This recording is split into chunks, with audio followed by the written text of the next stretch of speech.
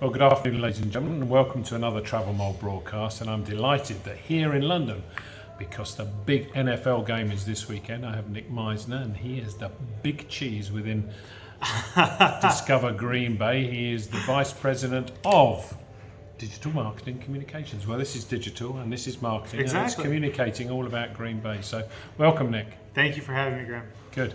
Nick, what's special about Green Bay? I mean, everybody knows about the Packers. They're in town this weekend. They're going to be playing in the NFL.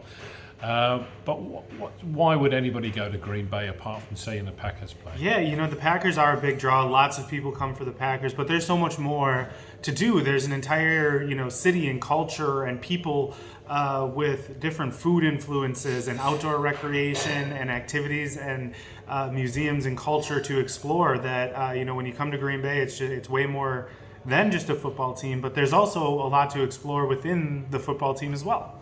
Good.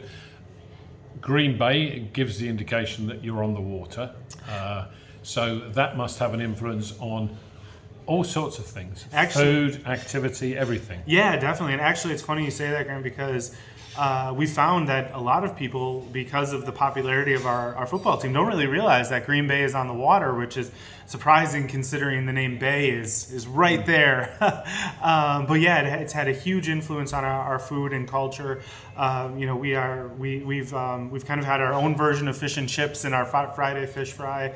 That's typically walleye from right off the water, or as we talked about a little bit before, right out of the ice, with doing some ice fishing during the winter as well. Outdoor recreation, things like sailboating and paddle boarding and fishing have had huge influences on our way of life, and really activities for visitors to do as well.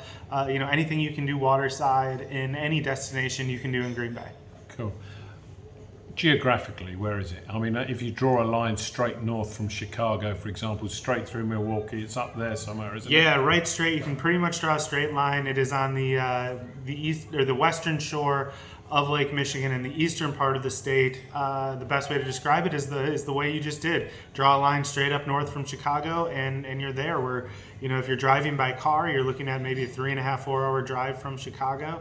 Otherwise, you can fly in from Minneapolis or from Milwaukee or from Detroit, some of those larger areas. But geographically, we're in the north eastern part of the state of Wisconsin, which is Midwest Central, bordering both Lake Superior and Lake Michigan.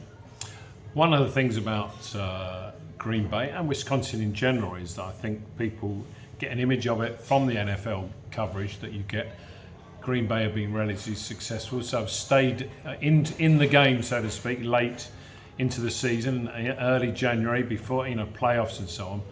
But of course, the coverage gives people in massive coats, massive hats, and snowstorms. But having been there myself, I know it's not like that all the time. What's the climate like? Actually, the majority of the time, it's not like that. I actually just went to a game last week, and I was wearing shorts and a t-shirt. It was about 78, 80 degrees that day. Typically from early April through October, very mild temperatures. Definitely lots of outdoor time during those months, and then even into the winter. It is quite pleasant. If you enjoy any snow activities like sledding or ice skating, snowmobiling or skiing, those are available all winter long. So by no means do we go inside and turn on our fireplace and sit inside for months on end. We're out in all four seasons. My favorite is going on right now. I love fall in the Green Bay area. There's very low humidity, yet we're in the 70s. The high 60s, lower 70s for most of the time. So the majority of the time it's very, very pleasant. Even the couple months when it's cold, we know how to take advantage of it and can show our visitors how to as well. Cool. So in the UK, that would be 20 degrees centigrade viewers. Yes. 20 degrees centigrade. Now, the other thing about the Green Bay area, you would think, and I'm asking you, is that it would be a good place to spot wildlife. You've got water, which normally means animals and birds and stuff.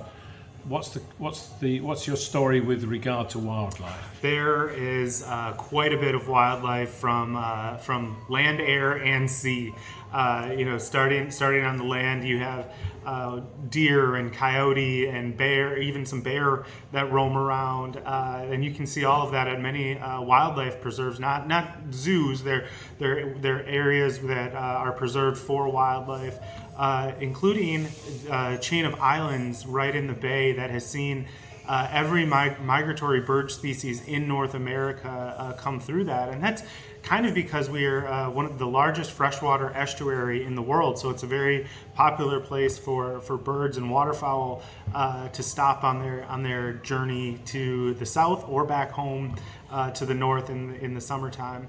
As far as in the water, we have a lot of recreational fishing activities. We're a hot spot for walleye and whitefish and salmon and trout. So when you're looking to do some wildlife adventures, Green Bay is definitely a place where you can find a variety, even hummingbirds.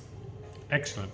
Well, I wish you the very best of luck this weekend with your game here in Thank London. you. Yeah. I know this will be a new experience, travelling internationally to play NFL.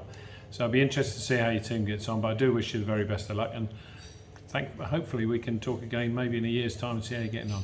That'd be very good, and then thank you for the hospitality and for having me. It's a beautiful city. I'm enjoying every minute of it.